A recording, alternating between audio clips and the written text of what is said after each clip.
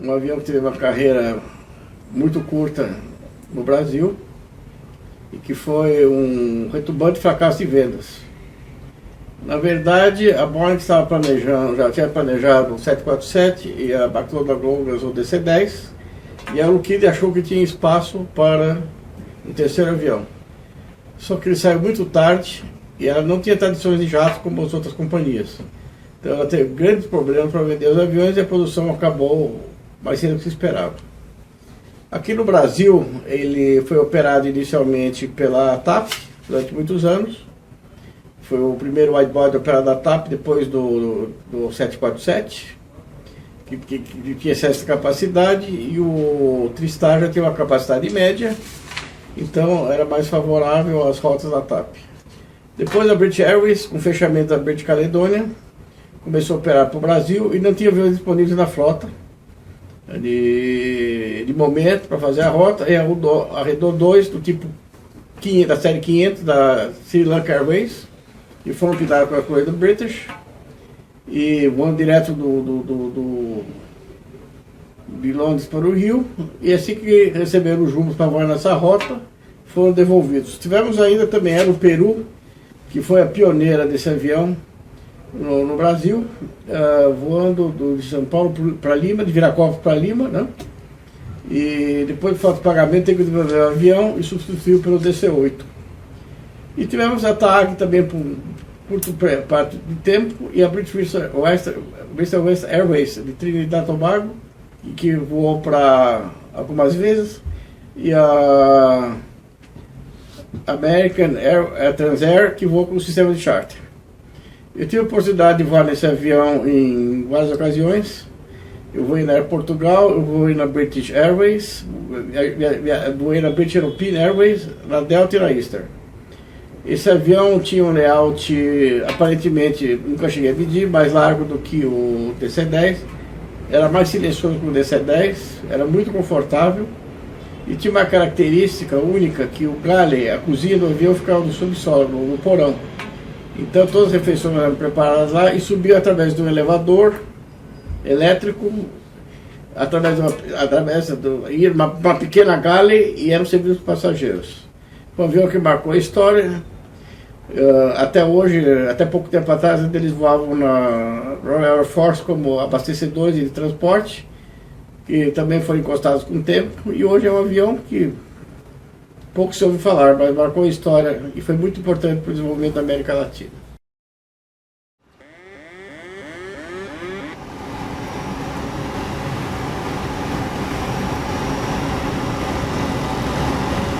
$100, $50, $40, $30, $20, $10.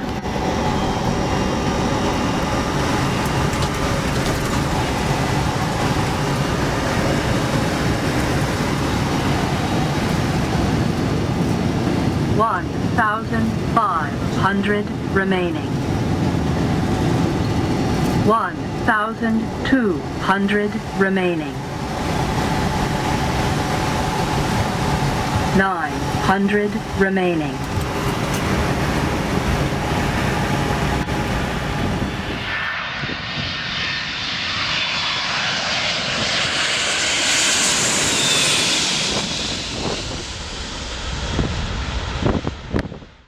A norte-americana Lockheed fabricou apenas 250 L-1011 TriStar entre 1968 e 1984, sendo que o primeiro voo do trijato aconteceu em 16 de novembro de 1970. A aeronave foi concebida para concorrer com o DC-10 e o Boeing 747, mas chegou tarde ao mercado e ainda teve as vendas abaladas pela crise do petróleo no início dos anos 70. Impulsionado por 3 motores Rolls-Royce RB211, atingia uma velocidade média de cruzeiro de 970 km por hora. O L-1011 foi certificado em 14 de abril de 1972 e a primeira entrega aconteceu poucos dias depois à Eastern Airlines. A versão que foi operada pela TAP Air Portugal, o L1011-500, realizou o primeiro voo em 16 de outubro de 1978. Com fuselagem 4,1 metros mais curta, motores mais potentes, de 50 mil libras de empuxo cada um, e uma asa modificada, o modelo tinha peso de decolagem superior, chegando a 231 mil quilos, com configuração para transportar 315 passageiros, alcance de 5.600 milhas náuticas e teto máximo operacional de 43 mil pés. The L-1011 actually was an aircraft that figured in one of my earliest aviation memories. Unfortunately, in that case, it was a tragic one. My family and I were vacationing in Florida in late 1972, late December of 1972 to be exact. And I remember watching a newscast as a 4-year-old about the crash of Eastern Flight 401 in the Florida Everglades outside of Miami. Interestingly enough, less than a year later, we were on board an Eastern L-1011 for my first flight ever aboard a TriStar. I suspect my father waited long enough to make sure that the problem wasn't with the aircraft itself, and of course it wasn't. That was a pilot error crash that really was the beginning of cockpit resource management, but that's a story for another day. During the next 15 years, I flew TriStars belonging to Eastern, Delta, TWA. We flew Eastern Whisperliners, as they called the L-1011, from the New York area to Bermuda, San Juan. I remember a particularly pleasant Delta L-1011 flight from Dallas-Fort Worth to Orlando during the years I was going to school in Melbourne, Florida for aviation management. I remember also a transcontinental nonstop L-1011 flight on Transworld from Kennedy to San Francisco. But in addition to having traveled on the airplane and enjoyed traveling on the airplane, I also had a technical interest in it because I did an internship at Kennedy Airport in New York for the Port Authority in the 1980s, mid to late 1980s. And when I was at Kennedy, there were a couple of things that I remember about the airplane. One was that it had a unusual anti-collision light system on its belly, 2 longitudinal lights that alternated back and forth in red. And basically, you could be out on the airport at night in a lineup of jetliners, and you could immediately tell an L-1011 because of that unique anti-collision light system.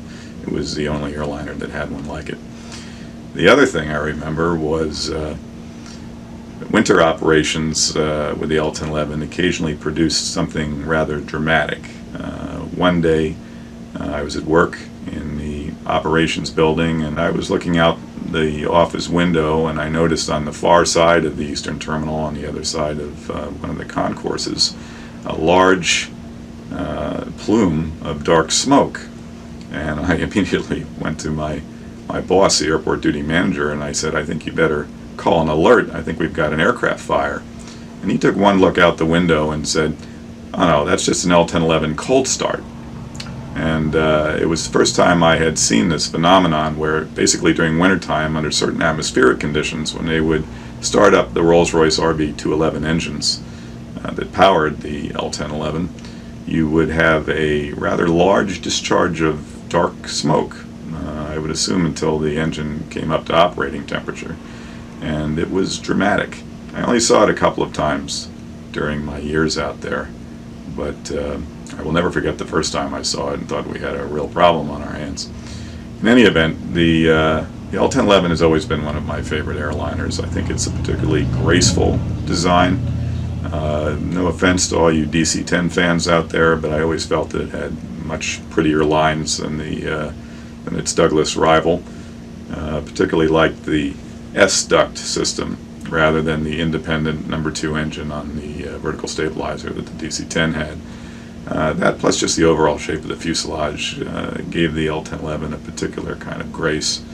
And it's sad to think that there's virtually none left flying other than, I believe, the orbital ATK L-1011, which is used to launch light space payloads from a rocket that launches from its belly. I did hear a rumor that the RAF tanker L-1011s were going to be going back into service with a private contract air tanker company that had previously used 707s. Whether that's actually occurred or not, I don't know. I hope so, because I would love to hear the hum of those RB-211s just one more time.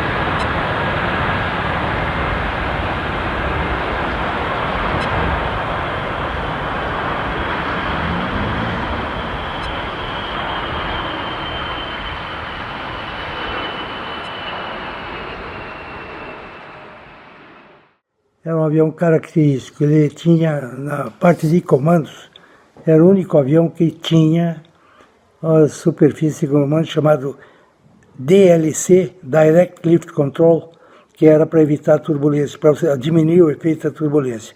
E quando na aproximação, punha a alavanca, quando o flap passava dos 30 graus, aí passava para a configuração MDLC, Maneuvering Direct Lift Control, que o avião baixava e aumentava a razão de descida, ou diminuía a razão de descida, sem mudar a atitude. Era muito confortável, era o único avião que eu voei que fazia categoria 3B, que era impecável, não tinha problema nenhum em fazer categoria 3B, só via uma luz do centro da pista quando baixava o nariz. Então, era extremamente confortável e dava para fazer categoria 3B com o vento até testado até 28 nós de travessa. Então, era um avião que tinha características completamente diferentes dos outros que eu voei. Mas, no fim, voar é sempre igual em todos os aviões. As rotas todas eram muito boas, não tem diferença de rota nenhuma. E as coisas que vão continuando, tudo tranquilo, sem muito problema. O motor, que era um motor Rolls-Royce de 3 eixos, N1, N2 e N3, e era o primeiro motor com as palhetas de cerâmica. Era um motor que eu fiz um voo com o engenheiro da Rolls-Royce, que ele estava pendurado já 22 mil horas de voo, sem nunca ter tido problema nenhum. Então você vê a confiabilidade de uma turbina dessa.